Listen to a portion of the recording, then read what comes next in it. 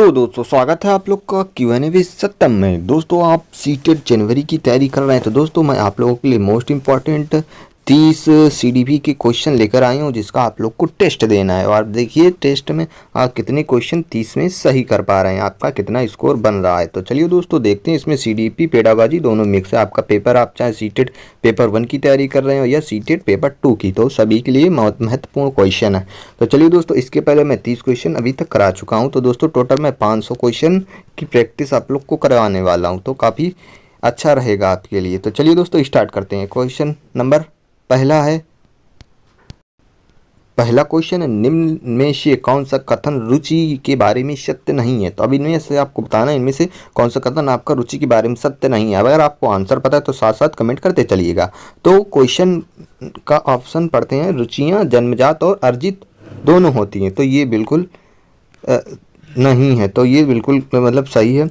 रुचियां व्यवहार में आकर्षण एवं विकर्षण के प्रतिबिंब नहीं है। जिसमें दोस्तों आपको नहीं मिल जाता है तो आपका स्टेटमेंट मतलब सही गलत होता है, मतलब इसमें पूछा नहीं है तो ये आपका क्वेश्चन इसका ऑप्शन बी सही होगा।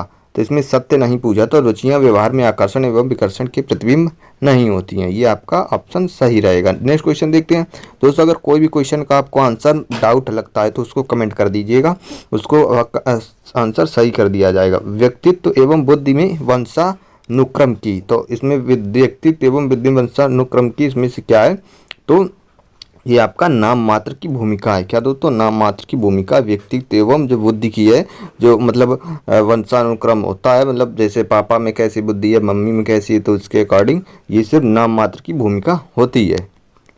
नेक्स्ट क्वेश्चन देखते हैं, जिन इच्छाओं की पूर्ति नहीं होती है उनका भंडारण ग्रह निम्न में से कौन सा है। तो जिन इच्छाओं की पूर्ति नहीं होती है तो उनका भंडारण ग्रह इनमें से क्या है, तो ये ईदम है। क्या दोस्तों, ईदम है। ईदम होता, अहम होता, परम अहम होता, लेकिन इनमें से ईदम आपका होने वाला है। नेक्स्ट क्वेश्चन देखते हैं, रक्षा तंत्र बहुत सहायता करता है। तो रक्षा तंत्र जो है बहुत सहायता करता है किसमें दोस्तों, ये रक्षा तंत्र सहायता करता है हिंसा से निपटने में, या अजनबियों से निपटने में, या थकान से निपटने में। तो ये आपका दबाव से निपटने में सबसे ज़्यादा रक्षा तंत्र आपका सहायता करता है। नेक्स्ट क्वेश्चन देखते हैं, निम्न में से कौन पियाजे के अनुसार बौद्धिक विकास का निर्धारक तत्व है। तो इनमें से कौन सा बौद्धिक विकास का निर्धारक तत्व है जो जीन पियाजे के अनुसार है। तो ये आपका सामाजिक संचरण है। क्या है, सामाजिक संचरण है, जो जीन पियाजे के अनुसार बौद्धिक विकास का निर्धारित तत्व नहीं है ना। तो ये सामाजिक संचरण निर्धारित तत्व नहीं है, बाकी अनुभव संतुलिकरण आपका है। नेक्स्ट क्वेश्चन, ये दोस्तों आपको बहुत ही ध्यान रखना है, ये नहीं वाले आपके काफ़ी क्वेश्चन आते हैं तो इसमें आप फंस सकते हैं। गिलफोर्ड ने अभिसारी चिंतन पद का प्रयोग किसके समान अर्थ में किया है। तो गिलफोर्ड ने किसके चिंतन में अभिसारी चिंतन की बात करी है, तो किसके पद में ये किया है, तो ये आपका सृजनात्मकता, किसमें सृजनात्मकता में ये किया है। चलिए नेक्स्ट क्वेश्चन क्या, मानव विकास किन दोनों के योगदान का परिणाम है। मानव जो विकास है किन इनमें से किस दोनों का योगदान है। तो ये आपका मानव विकास है दोस्तों वंशानुक्रम और वातावरण का है। किसका, वंशानुक्रम और वातावरण का है, जो दोनों में योगदान का परिणाम है। नेक्स्ट क्वेश्चन देखते हैं, प्राथमिक विद्यालय के बालकों के लिए निम्न में से किसे बेहतर मानते हैं। तो प्राथमिक विद्यालयों के बालकों के इनमें से क्या आप सबसे बेहतर मानते हैं। आप लोग एक टीचर के हिसाब से सोचिएगा। तो ये क्या आप वीडियो अनुसरण मानते हैं, या प्रदर्शन, या स्वयं के द्वारा किया गया अनुभव।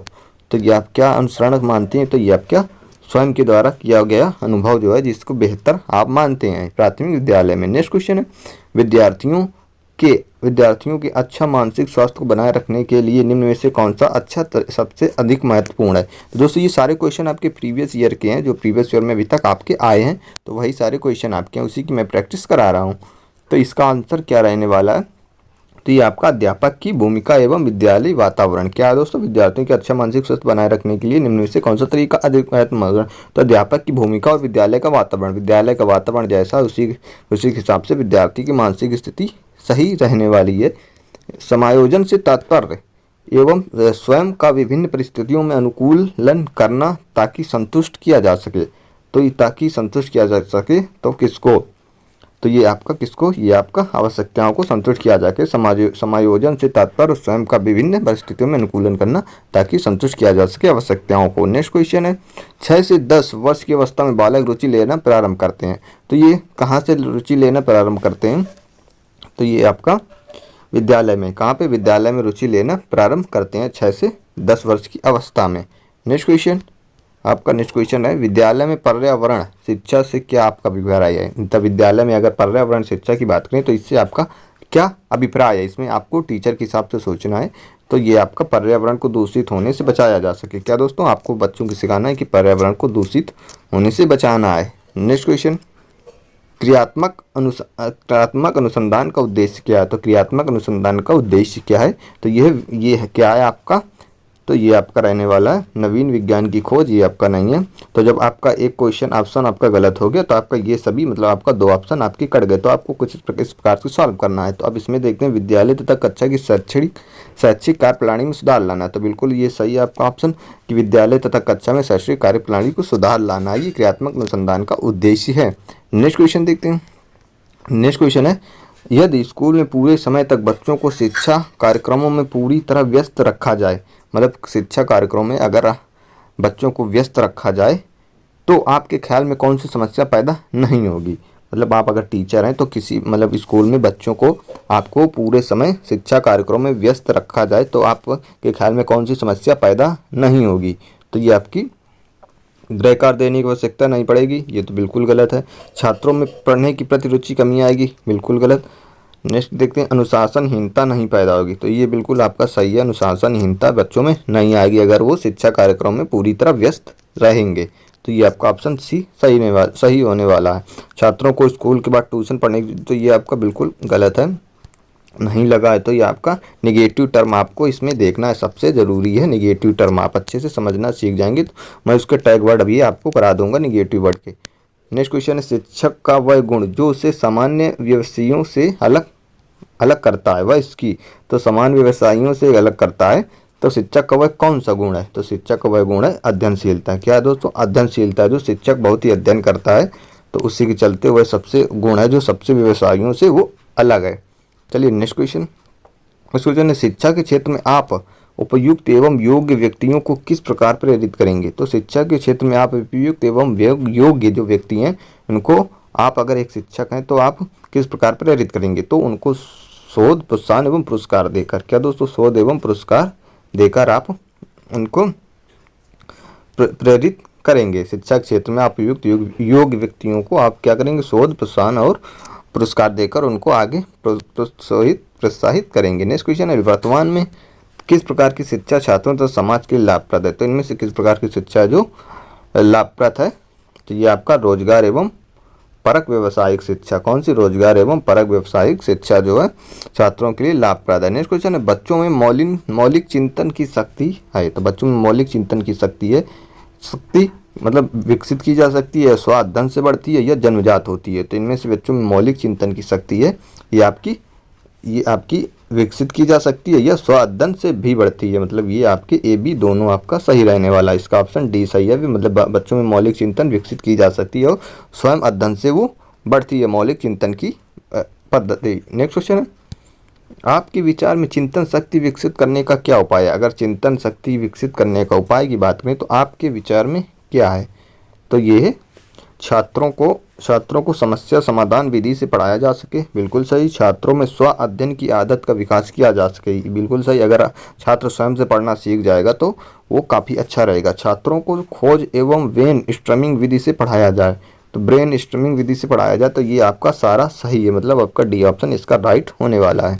नेक्स्ट क्वेश्चन एक शिक्षक के रूप में आप किस भावना को बढ़ाने में मदद करेंगे। तो अब अगर आप एक शिक्षक हैं तो आप किस भावना को बढ़ाने में मदद करेंगे। तो आप किस भावना में बढ़ाने में मदद करेंगे। तो ये आप जाति धर्म के नाम पर कोई भेदभाव नहीं, मतलब अगर भेदभाव की भावना तो ये बिल्कुल गलत है, ईर्ष्या की भावना बिल्कुल गलत है, एक दूसरे की मदद करने की भावना हो तो इसमें क्या करेंगे। तो ये आप जाति धर्म के नाम पर कोई भेदभाव नहीं हो, ये आपको शिक्षक के हिसाब से आपको सिखाना होगा। नेक्स्ट क्वेश्चन आप देश की दिशा में बदलने में किसकी भूमिका महत्वपूर्ण मानते हैं। आप देश की दिशा में बदलने में किसकी महत्वपूर्ण भूमिका मानते हैं। तो ये किसकी मानते हैं, ये शिक्षकों के रचनात्मक कार्यों की। जब शिक्षक रचनात्मक कार्य करेंगे तो बच्चे काफ़ी सीखेंगे, तो इसके चलते आगे देश में दिशा की भूमिका में बदलाव आएगा। नेक्स्ट क्वेश्चन है, हमारी शिक्षा प्रणाली तथा उसके गिरते स्तर में सुधार न होने का कारण क्या है। तो जो शिक्षा स्तर में सुधार नहीं हो रहा है तो उसका मुख्य कारण क्या है। तो ये आपका शिक्षा के प्रति सरकार तंत्र की उदासीनता। तो ये आपको पता होगा, शिक्षा के प्रति सरकार बिल्कुल भी शिक्षा को बिल्कुल हल्के में लेती है, बजट भी शिक्षा का कम कर देती है। ये आपको पता ही होगा। जवाबदेही की भावना का अभाव, जवाब कोई मतलब नहीं, शिक्षा में कुछ भी हो रहा सरकार को कोई मतलब नहीं होता। योग्य अध्यापकों का चयन ना होना, जो योग्य अध्यापक होते हैं उनका चयन नहीं होता है। बाकी पैसे ऐसे देकर सारे अध्यापक भी आजकल चुन लिए जाते हैं और आज तो वैकेंसी भी नहीं आती है, आप लोग को भी पता होगा। आप लोग को भी पता है, सीटेट वगैरह यूपी टेट सेटेट सारा कुछ करा लेते हैं लेकिन वैकेंसी नहीं आती है। लेकिन आप लोगों ने भी देखा हो बिहार में काफ़ी शिक्षक बने हैं। तो चलिए इसका ऑप्शन डी यानी कि सारे आपका ये सही रहने वाला है। चलिए नेक्स्ट क्वेश्चन देखते हैं। शिशु शिक्षा के संबंध में आपकी क्या राय है। अगर शिशु शिक्षा की बात करें तो इसकी संबंध में आपकी क्या राय रहने वाली है। तो ये आपकी शिशु शिक्षा की जिम्मेदारी माँ के ऊपर होनी चाहिए। तो बिल्कुल ये सही बात है। अगर शिशु शिक्षा है तो वो मदर टंग या माँ के हिसाब से जो भी उसको सीखने को मिलता है तो ये माँ के ऊपर पूरी जिम्मेदारी होनी चाहिए। माँ किस प्रकार से उसको शिक्षा दे रही हैं। नेक्स्ट क्वेश्चन है, आपके अनुसार प्रभावी संप्रेषण संभव हो सकता है। अगर प्रभावी संप्रेषण की बात करें तो ये संभव हो सकता है किस प्रकार से। तो ये आपको हो सकता है श्रोता के स्तर को जानकर, मतलब श्रोता के स्तर को जानकर वो किस प्रकार से है तो उसका प्रभावी संप्रेषण संभव हो सकता है। नेक्स्ट क्वेश्चन, छात्रों में श्रम के महत्व का विकास हेतु। तो छात्रों में श्रम के महत्व के विकास हेतु ये छात्रों को समय समय पर श्रम करने का अवसर देना चाहिए, मतलब छात्रों को मेहनत करने का समय समय पर अवसर प्रदान करना चाहिए। ये श्रम के महत्व का विकास है। नेक्स्ट क्वेश्चन, शिक्षा के क्षेत्र में फ्रोबेल का सबसे महत्वपूर्ण योगदान। तो फ्रोबेल का जो है इन्होंने क्या किया था शिक्षा के क्षेत्र में, तो इन्होंने किंडरगार्टन पद्धति लाए थे। कौन है दोस्तों, फ्रोबेल है जो किंडरगार्टन पद्धति लाए थे, ये फ्रोबेल है। ये आपको क्वेश्चन डायरेक्ट ही पूछ सकते हैं कि फ्रोबेल की कौन सी पद्धति है, तो आपको बताना किंडरगार्टन की पद्धति है जो फ्रोबेल की है। चलिए नेक्स्ट क्वेश्चन, किस विद्वान ने सीखने के 5 चरण बताए। तो कौन सा विद्वान है जिनमें सीखने के 5 चरण बताए हैं, मतलब अधिगम के 5 चरण किसने बताए हैं। तो ये आपके हाबर्ट ने, किसने, हाबर्ट ने अधिगम के 5 चरण बताए हैं।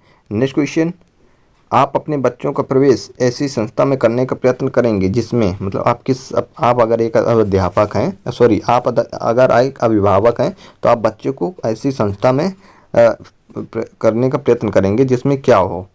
तो क्या हो इसमें छात्र के चतुर्मुखी विकास पर ध्यान दिया जाता, मतलब छात्रों को चारों मुख से, मतलब सब तरह से विकास हो उसका, अनुशासन, पढ़ाई लिखाई सारा कुछ की ये हो तो आप उसमें आप देना चाहेंगे।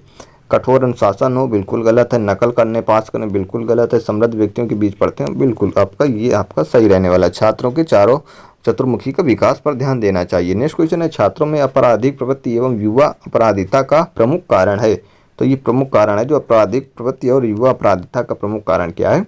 तो ये प्रमुख कारण है कुसमायोजन और मानसिक मंदता, आवश्यकताओं की पूर्ति न होना, मतलब आवश्यकताओं की पूर्ति नहीं हो रही, इसके चलते ये आपराधिक प्रवृत्ति के और अपराधिता कारण है। तो ये आपका डी ऑप्शन इसका सही रहने वाला है। नेक्स्ट क्वेश्चन, स्कूल अनुशासन के संबंध में निम्न से कौन सा कथन सही है।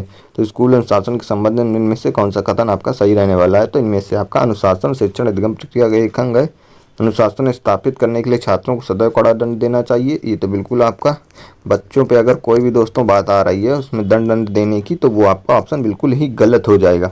अनुशासन का उद्देश्य छात्रों को दंड देना नहीं होता है बल्कि यह सुधारात्मक प्रक्रिया, बिल्कुल सही आपका ये ऑप्शन सही है। मतलब छात्रों को दंड देना नहीं होता ये, बल्कि ये सुधारात्मक प्रक्रिया है। जब अनुशासन ही से बच्चे रहेंगे तो वो काफ़ी अच्छा रहेगा। तो ये आपका ऑप्शन सी रहने वाला है। तो इसका डी ऑप्शन तो कट ही जाएगा, जब एक ऑप्शन आपका कट गया तो इसके चलते डी आपके 2 ऑप्शन में आपको जवाब देना था।